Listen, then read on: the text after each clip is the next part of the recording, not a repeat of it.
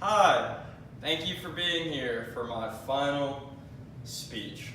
It's been a long road, tough road, but we're going to finish out strong.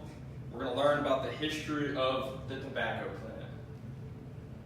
First of all, it's from the Nicotina genus, is what my note card says. It sounds made up, but I'm pretty sure it's real.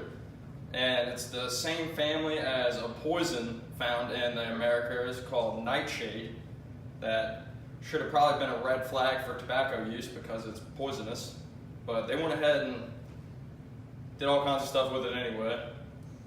The first recorded use of nicotine or tobacco is about 6000 BC with the Native Americans, but it wasn't until Columbus came in 1492 that it really started to spread and become popular, because whenever he arrived they gave him a bunch of native fruits and meats and dried tobacco leaves, which you couldn't eat them and they smelled bad, so he just threw them away.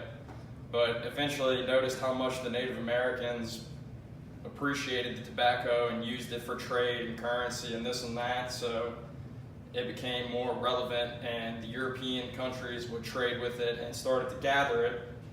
But then some Europeans from Spain saw some Indians or natives of Cuba smoking it, and they tried it and they liked it, so then they started bringing the smoking of tobacco back to Europe in the 1500s, and it was really frowned upon for a good while until eventually the people that were going back and forth from America and Europe, the people on the ships, got all kinds of addicted to the tobacco and they started growing it in Europe, so it became very popular.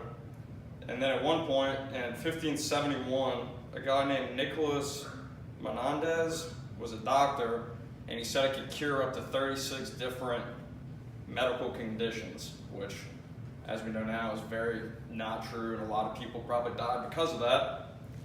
But then it just kept getting more popular, and the US even used tobacco as a form of currency to pay the French.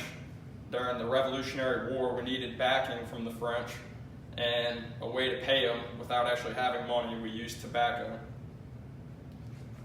But up until this point, chewing tobacco was what was popular. Smoking wasn't that popular.